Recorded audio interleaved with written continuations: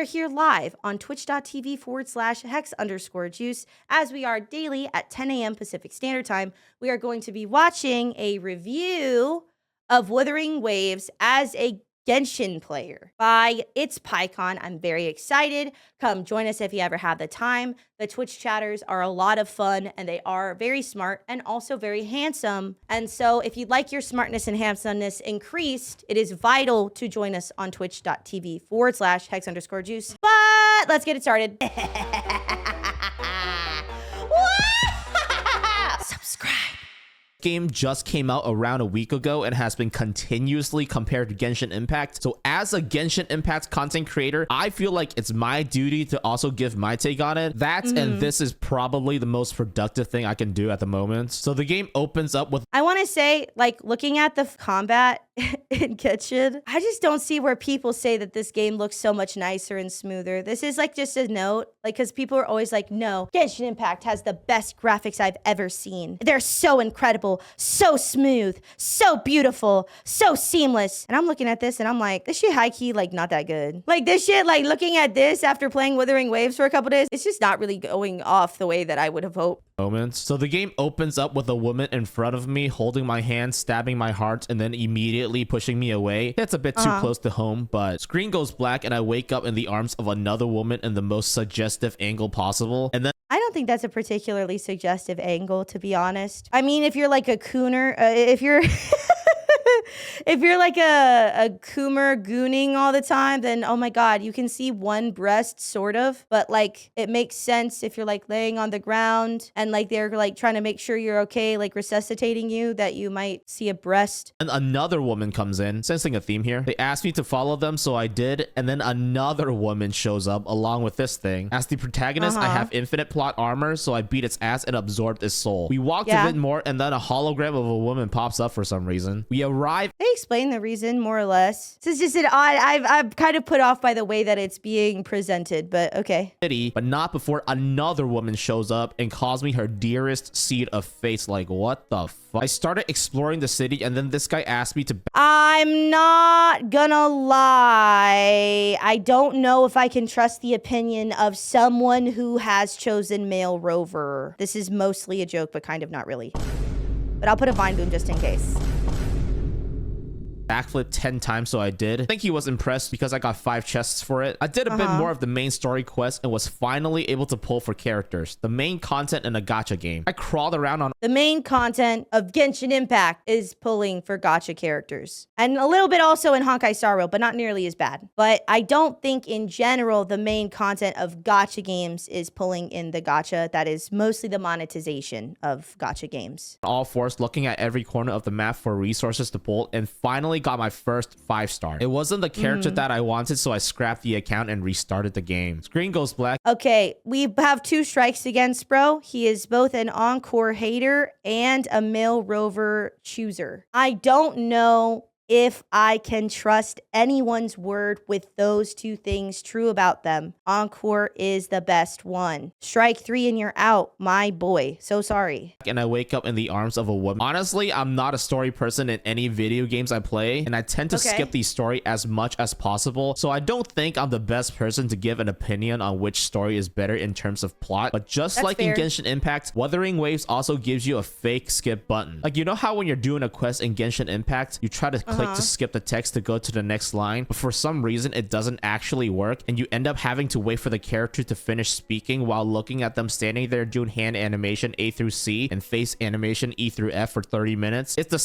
I don't know if you're really supposed to be able to complain about this. This is very true in Genshin, where if you try to left click through the dialogue, you have to finish a lot of the dialogues. Like, it will force you to finish a lot of that dialogue, and it won't actually let you click through it quickly. I have not had as much of a problem in this, but he is half joking, and so it's like kind of weird because it's like an honest opinion, but like he's being sort of sarcastic. But I believe we're getting a more effective skip button in Wuthering Waves. But yeah, it's kind of weird because it's like my honest opinion is deeply sarcastic. Hard to interpret what I'm supposed to mean Same in Wuthering Waves when you're doing the main story quest, except once in a while, an actual skip button appears in the top left and it actually skips all the remaining dialogue and allows you to play the game. But that's just for the main story quest. For side quests, the button will always appear, meaning you can skip every dialogue in every side quest. In the which is awesome, because if it's not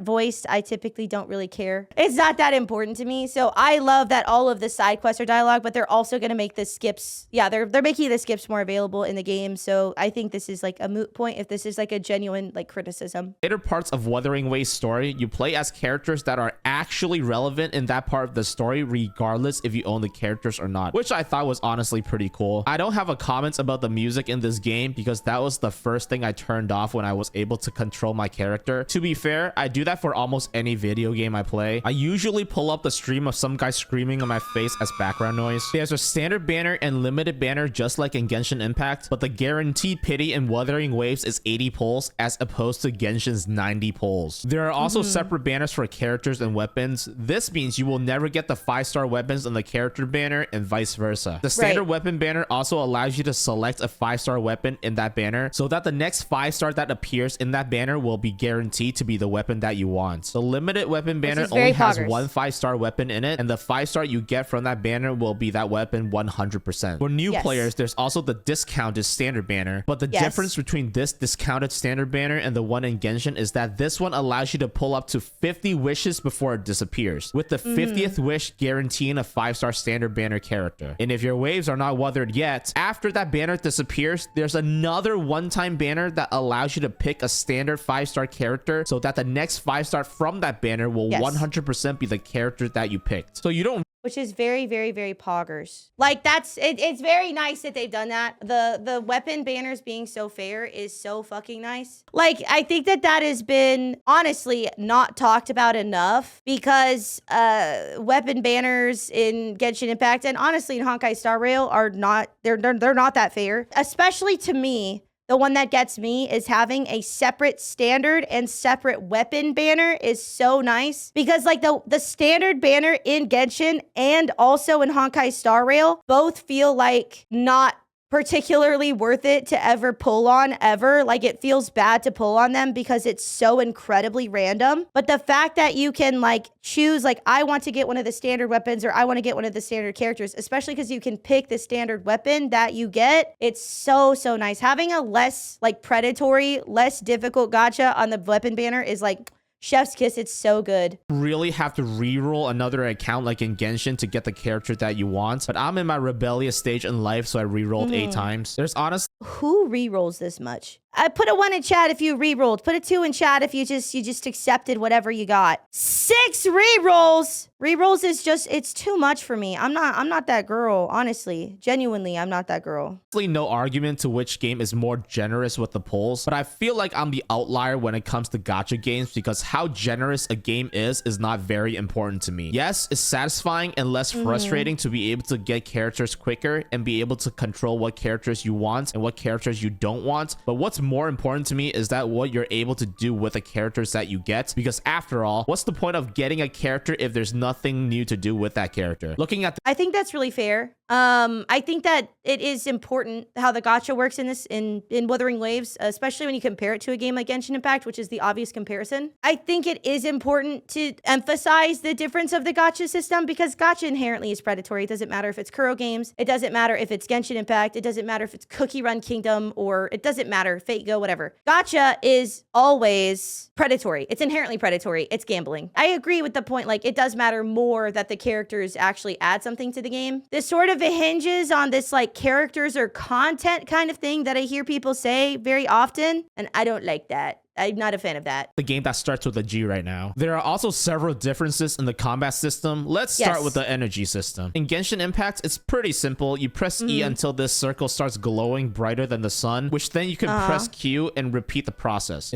I I just really don't like how Genshin Impact looks now. And I think that maybe like, again, this is like bias against Genshin. However, like when I see Genshin versus Wuthering Waves, like I just don't like looking at it. It just looks like pastel vomit. It's like there's so much shit happening. It just doesn't have the same like appeal to me at all. And maybe that's like a recency bias thing. But like when I look at Genshin Impact gameplay, I'm just like, it's just not really hitting to me anymore. I just really like the Wuthering Waves style. I was also someone who had concerns about Wuthering Waves not being too colorful. And I thought also at one point, like if you go way back, like I thought Wuthering Waves is a bit drab looking as well. But like the more that I've played Wuthering Waves, the more the art style appeals to me. And like now looking at Genshin, I'm just like, oh my God, it's so much. Wuthering Waves, there's 3 types of energy you need to manage. Your Resonance Liberation energy, Concerto energy, and your Forte energy. Filling up your Resonance Liberation energy will allow you to use your Resonance Liberation, which is your elemental burst. Filling up your Concerto energy will... You could just call it ult. I know that they called it Resonance Liberation, but you could just say it's your ultimate ability. I think that's fine. Allow your current character to perform some sort of action when they get swapped out, usually above to the character that you swap to, and allow the character that gets swapped to perform an attack. Filling up your Forte energy will allow you to consume some or all of it to enhance your character's resonance skill or elemental skill or certain attacks. You can dodge attacks like in Genshin Impact, but if you do it at the perfect time, the game will go slow-mo, indicating that you've performed a perfect dodge, which will give you some Resonance Liberation, Concerto, and or Forte energy depending on the character. And if this ring appears and you attack at the right time, you can perform a counter, which will block the attack and deplete some of this bar right underneath the enemy's HP. And if you don't attack at the right time, we'll take a wild guess on what happens. If that bar is...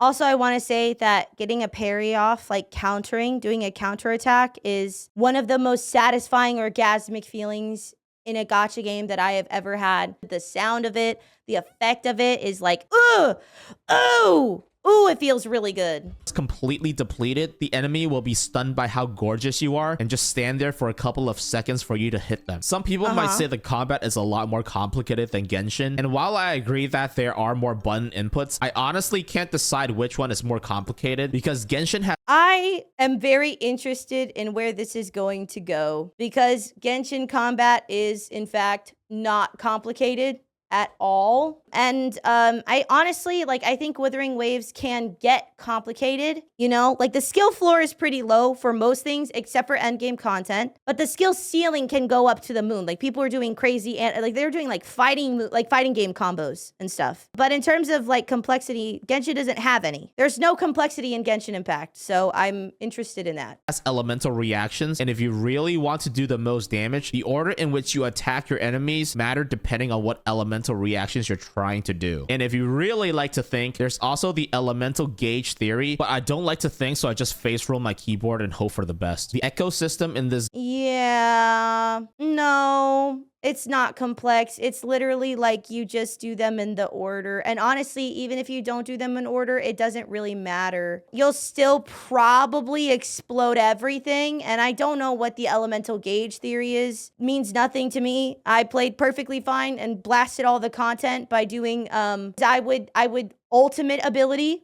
with Bennett, and then I would swirl it with Kazuha so that I would have the fire swirl, increasing my fire damage. I would go ahead and do my ultimate ability on Xingqiu for his water blades, and then I would pull out my Yoimiya and blast stuff. And that was kind of all I needed to do most of the time. I don't know why you'd really need anything else. I mean, especially now with Hyper Bloom, but it's not very complicated. You literally just have to do things in somewhat of a correct order with like a couple of abilities. It's really not complicated in Genshin. That's insane. This game is the equivalent of the artifact system in Genshin Impact. Every time you defeat certain enemies in the game, it will have a chance to leave its regrets behind in the form of these semi-transparent yellow things called echoes, and you can absorb them with this ball-shaped object.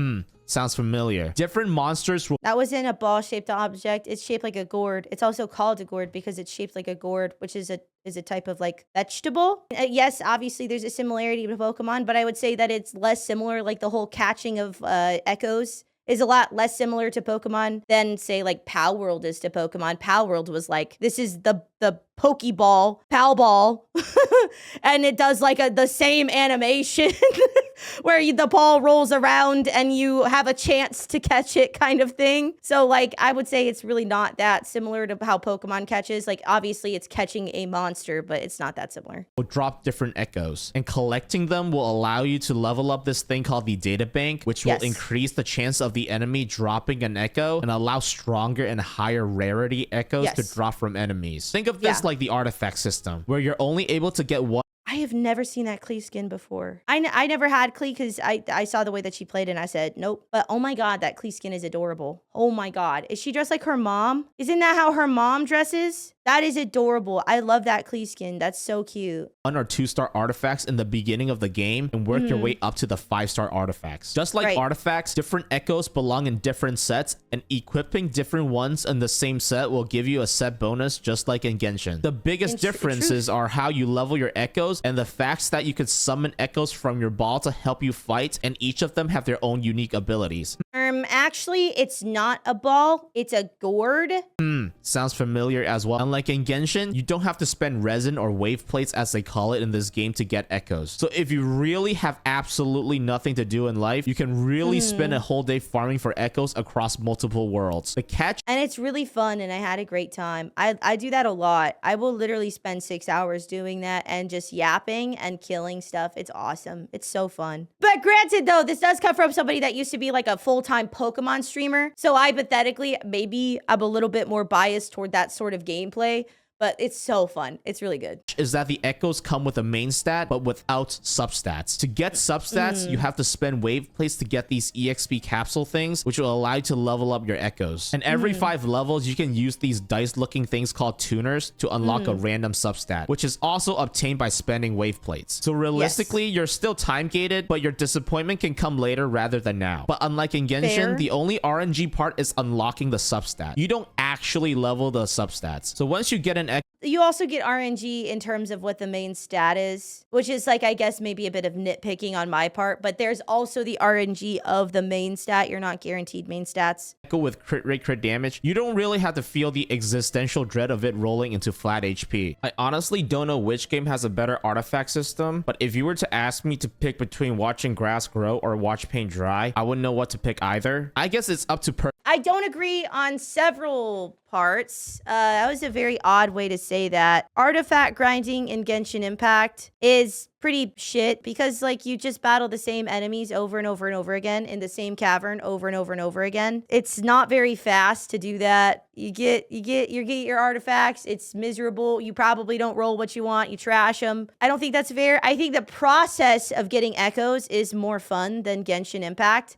I think that they definitely needed some adjustments to specifically the tuners in the ecosystem in this game, which they are working on. They've already announced changes that they're going to be doing for the EXP. But like, no matter what, I think that the ecosystem is more fun to grind and also less miserable than Genshin to me.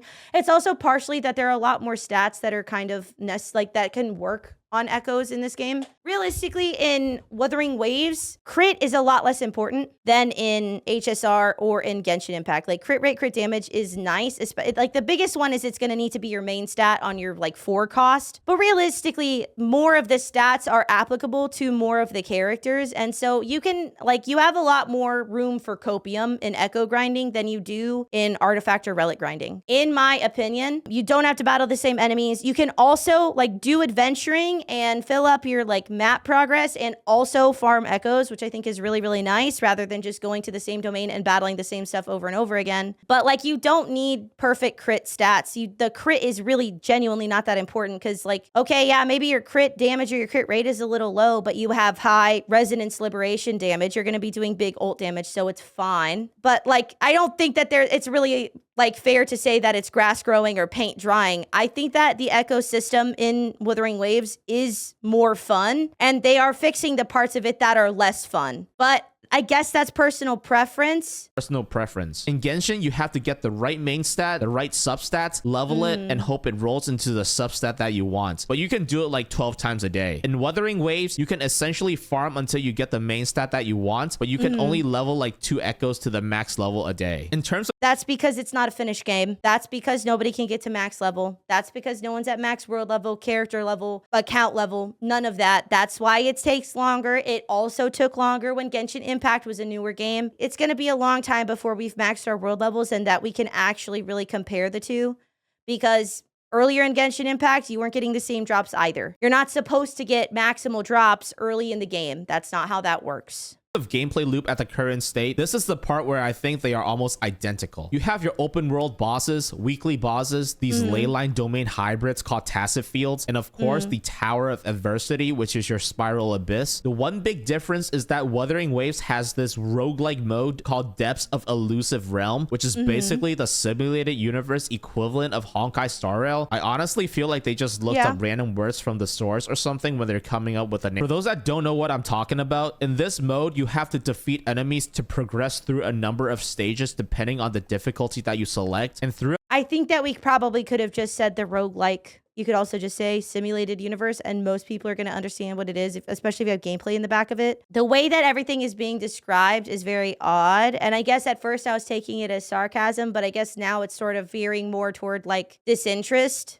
and like dismissiveness. I don't know if this is his typical tone, because I've never watched this person before, okay? But I can't really read if this is purposely making it sound as boring as possible and crappy as possible on purpose, or if he's like an over-explainer with like kind of an odd tone. Because again, I'm just saying, it's this like tone, but we're saying honest opinion. But then the tone is odd to me, and I don't know how to interpret it. I'm still having a hard time interpreting that. Throughout each stage, you can pick different random enhancements to your abilities or passives for your attacks. Almost like unlocking skills on a skill tree. These enhancements accumulate from stage to stage, so by the last stage, your gameplay can potentially end up looking like this. In my opinion, this is probably the most interesting thing that Wuthering Waves currently have to offer, because you don't need highly invested characters to clear this mode, and most of your damage actually comes from the random buffs that you pick.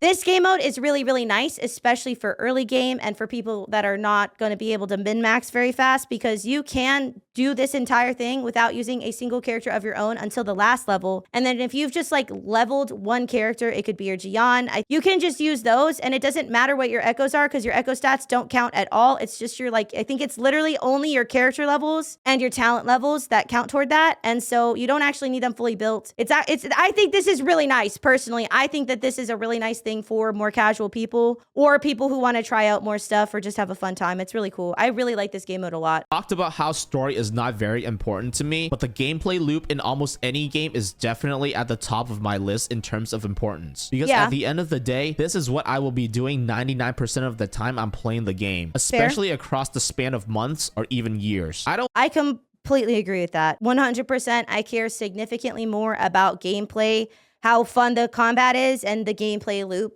I care about that eons and leagues more than I care about story. Story is a nice bonus to me as well, because I'm a gamer. I want to play the game. I don't think I'm alone on this when I say how long I stay interested in the game depends on how interesting the gameplay loop is. Or maybe I'm just delusional. I think for any live service game, I think that's fair for a lot of people. Whoever says that's delusional are going to be people who think that the Genshin story is really, really good. There will always be a gameplay loop, and to keep the players interested, the developers usually add more to the gameplay loop, or at least update the current gameplay loop with each big update to change. I hate that boss. I'm so sorry. I'm sitting here like seething. I hate that boss with my whole heart. I think that this boss honestly needs to be changed, because a lot of the other bosses, they're difficult and they're annoying, but I don't find them like unfun. This boss has unfun mechanics. I hate his crap that he's able to like make it so that you can't dodge for so long, and the animation that shows that you can't dodge and like you can't move is not very clear to the eye.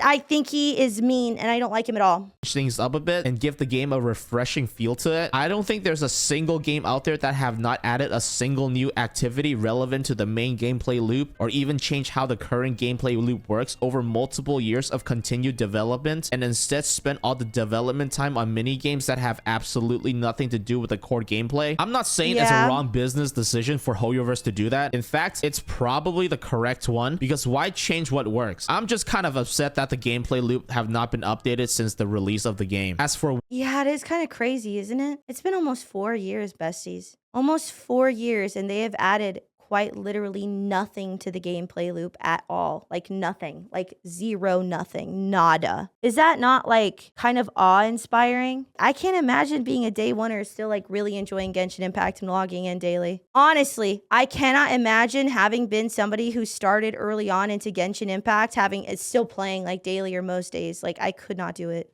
Which game is better? I'm just gonna go by the gameplay loop since that's what's most important to me. I think it's too early to tell since Wuthering Waves just got released, but at the current state of things, I think the two games are essentially identical. Once you have completed all your one-time activities like the main story quest, you're left with spending resin, Dune Abyss, and Elusive Realm on resets. I want to see what update the game makes and where it goes in like a year. I think for a... Identical is a crazy thing to say. I'm sorry. That was really weird. He also completely left out a total part of the endgame content as well. He never talked about holograms. Did I miss that? Okay, all right. So he's not talked about holograms. He's not talked about like any of the open world exploration. Identical is crazy. When there are 2 more endgame modes to do, one of them you don't even need built characters for most of it, and you don't even need fully built characters at all. I feel like the fact that you have written a review of Wuthering Waves versus Genshin and not mentioned the exploration aspect of Wuthering Waves is crazy. Because honestly, I was excited for Wuthering Waves for combat because I like Elden Ring. But the thing that I have really fallen in love with, surprisingly, is the exploration. That has been the part of this game that I've really taken a shining to. I never really enjoyed exploration in Genshin. I always found it incredibly frustrating. The exploration is more seamless. The exploration is more fun. Running without stamina is great. Being able to run up a hill is awesome. To leave exploration out of this is wild to me. And also the QOL of Wuthering Waves, I think, needed to be mentioned here to give an honest review. There are a lot of things that needed to have been pointed out. I feel like he's not played that much of this game. I'm gonna be honest. I wonder, like, did he say how many hours he's played? Because I feel like he's not played that much. A lot of the good points of Wuthering Waves were sort of avoided, and then we're just like, they're basically the same thing. Guys, Genshin and Wuthering Waves are literally just like the same thing. And it's like, it's not even on the things that he is comparing to and saying they're literally identical. They're not identical. This is an odd review to me. I'm just being honest. A lot of Genshin Impact players, they have been hit with the nothing left to do syndrome. They have done everything Genshin Impact has to offer hundreds of times. So with each big update, they hope that the core gameplay loop would change so that they can go from update to update without the gameplay loop becoming stagnant and monotone. But when every update is just map expansion, main story expansion, new characters, an update direction that doesn't really fit in with what they want, I think it's completely understandable why some players would be frustrated. They want to play the game, but there's nothing interesting left for them to do in the game. I believe every person has their own threshold on what is acceptable to them and what is unacceptable to them. Some people... That's very fair. There are people who really wanted more content in Genshin Impact, and there are people who say that what they're doing is just fine, and that the story is the best ever. And also that they don't need any more content, that we got Arlecchino. That's like a ton of content for the patch, right? We got the character Arlecchino. That's the content that's really good. I think that that is fair to say that there's a threshold for everyone, but when you're saying it's your opinion, I think it's important to say what your opinion is directly. People started playing Genshin since day one and is still having as much fun as they did from day one. Some people played Genshin for a day and quit. Everyone has their own opinions on it, and I think all opinions are perfectly valid as long as they stay as opinions. But the line gets crossed when we start to disrespect each other's opinions and start shoving our opinions down each other's throats. But I'm kind of used to things being shoved down my throat, so... Oh, okay. No. I don't know how to sum this review up. This was a very odd... This didn't feel like a review. It felt like this weird sort of kind of taking shots thing while trying to just like explain how some of the mechanic works, but it's not very comprehensive. And there's like this like sort of like sarcasm that's gone along with it. It did feel like a lot of stuff was omitted. Like if you're gonna like talk about the gacha system, and especially when you're sort of comparing Wuthering Waves and Genshin Impact, I think we could have gotten a lot more in detail about why Genshin Impact was kind of crappy on that end, but we just talked about how good Wuthering Waves is, which I'm glad we did that at least. But it's like there's a lot of things that are like not mentioned, a lot of comparisons that are not thoroughly put in, and then this sort of like kind of punch at the end about like don't shove your opinion down people's throats is kind of like, what was your opinion of the game though? Are you saying that Wuthering Waves is just the same thing as Pokemon and Genshin combined? Is that the opinion? Do you like the game? Do you dislike the game? I've gotten to the end of this review, this opinion piece, and I don't feel like I understand what your opinion was. But yeah, this was an odd opinion review video, and it was definitely interesting to watch. Let me know what you think down in the YouTube comments below. Come join us on Twitch if you ever have the time. I love you guys so much. Have a good one. And Wuthering Waves forever. Bye-bye.